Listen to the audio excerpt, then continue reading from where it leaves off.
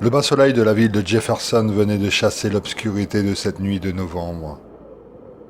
Une petite brise caressa les fleurs du jardin d'hiver et réveilla l'énorme chien de garde.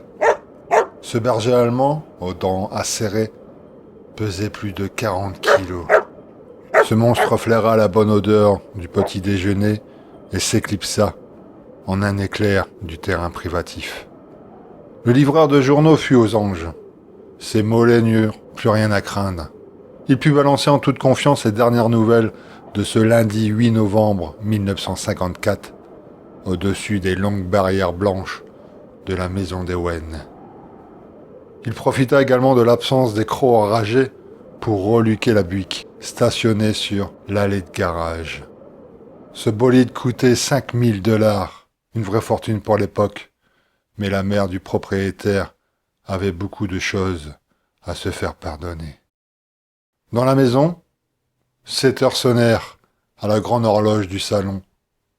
Cette vieille pendule oscillait de droite à gauche avec ennui et morosité.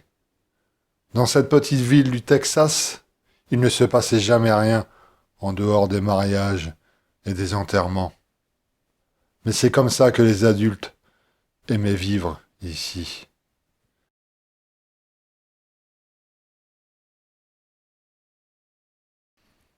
Au premier étage de cette vieille maison blanche, à la chambre du sale gosse, une ampoule du plafonnier venait de s'éteindre.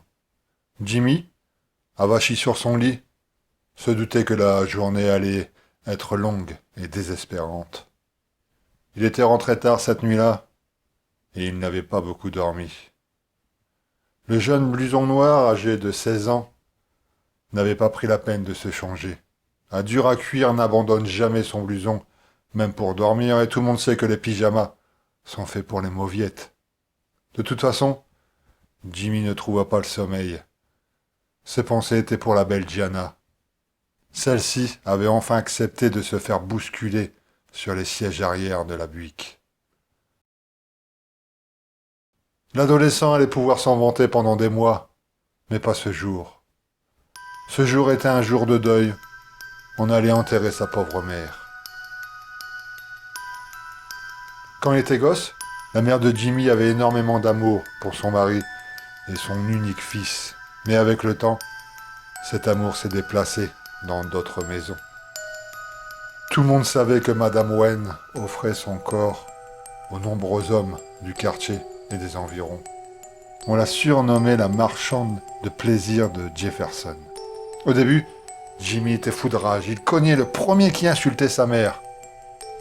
Il envoya la moitié des gars de la ville à l'hôpital. Avec le temps, le jeune Jimmy protégea son cœur en enfilant un blouson noir.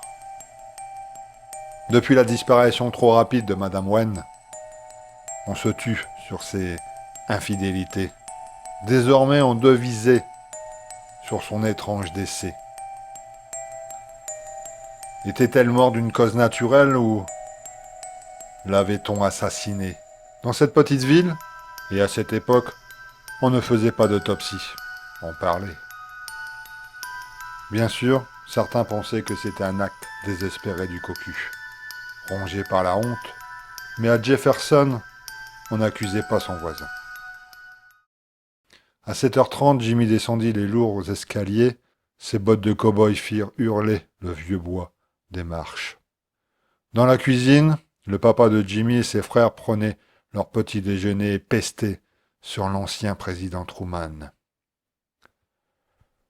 La guerre contre la Corée, c'est du n'importe quoi, beugla le plus âgé des Wen.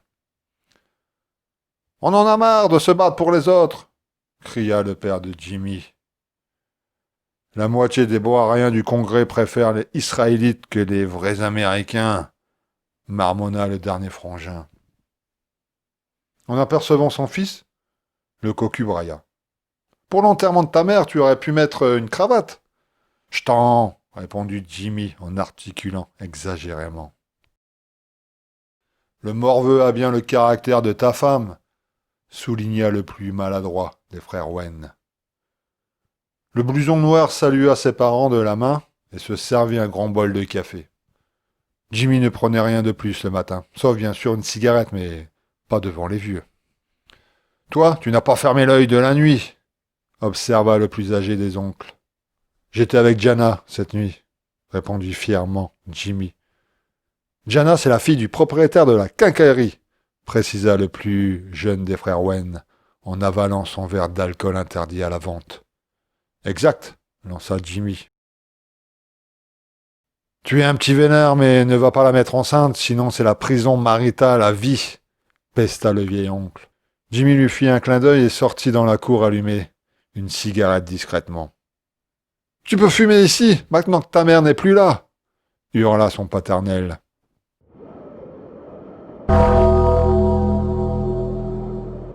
Pendant l'enterrement, les cloches de l'église accompagnèrent le discours du pasteur de Jefferson. « Aujourd'hui est un triste jour. Un membre de notre communauté nous a quittés. » Monsieur Wen desserra sa cravate. Celle-ci l'empêchait de respirer. « Notre chère sœur est partie pour le paradis éternel. Elle est à la droite de Dieu. »« Amen, » répondit un des frangins Wen. « Marie était une mère aimante ?» Le pasteur s'interrompit et regarda longuement Jimmy. Celui-ci eut un petit sourire narquois et alluma une cigarette. Ce geste déclencha la colère muette de l'assistance. Elle était aussi une épouse merveilleuse, poursuivit l'homme de l'église. Cette fois-ci, il observa le père. C'était plutôt une salope, marmonna le cocu. Le prêtre fit mine de ne rien entendre et continua son éloge, trop mortel pour Jimmy. Le jeune garçon alluma une autre cigarette, s'éloigna du groupe déguisé en corbeau, monta dans sa voiture et roula loin de ce cirque.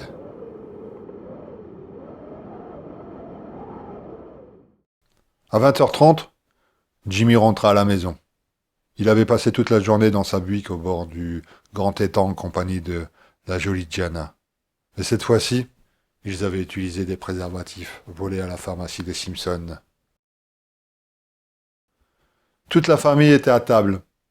Ses tantes avaient rejoint leur mari pendant l'enterrement et leur sale mioche courait dans toutes les pièces avec les doigts boueux. Jimmy salua tout le monde de la main et s'installa sur une chaise vacante. Il se servit une bière bien fraîche et l'avala à cul sec. Comme l'avait dit son abruti de père, maman est morte. Inutile de se cacher. « Alors, comment va Diana ?» demanda un de ses oncles. « Maintenant qu'elle a perdu sa culotte, elle a froid aux fesses, » rétorqua l'autre frère Wen, en riant comme un vieux taureau en fin de vie. Après un petit silence songeur, la discussion tourna sur la belle disparue. Au début, tout le monde ne dit que des bonnes choses, mais l'alcool aidant, les mots se firent moins doux. « C'était tout de même pas gentil ce qu'elle vous a fait, cher beau-frère, » lança une des tantes de Jimmy. « Oui, » confirma une autre tante, possédant un nez énorme.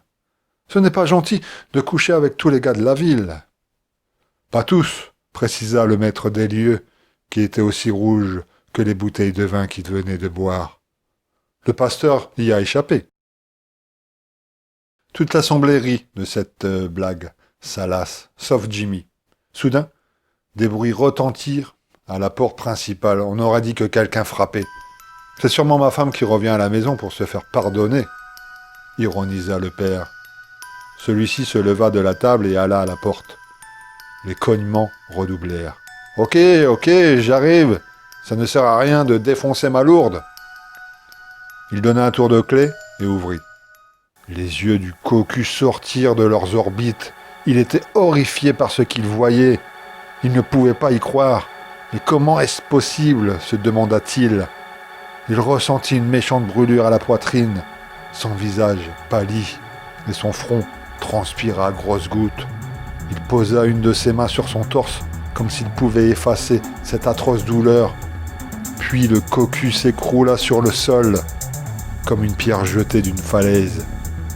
Ses paupières restèrent grandes ouvertes et son cœur s'arrêta de battre à tout jamais. Dans la salle à manger, on se demanda ce qu'il se passait. mais personne n'avait le courage d'aller voir.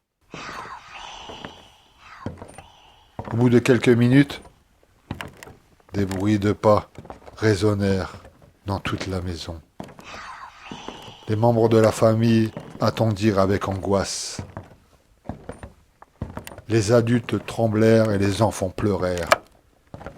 Les bruits de pas s'approchèrent et soudain, la mère de Jimmy fit son apparition. Ses cheveux étaient décoiffés, son visage sale de terre et son poing droit saignait abondamment. C'était comme si elle venait de fracasser le couvercle de son cercueil avec sa main. « Le diable l'a ressuscité !»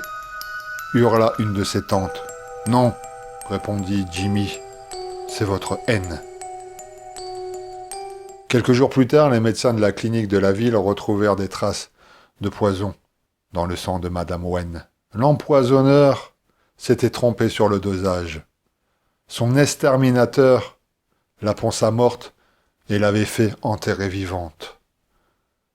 La police n'a pas eu de mal à retrouver le criminel, mais la mort était passée avant eux.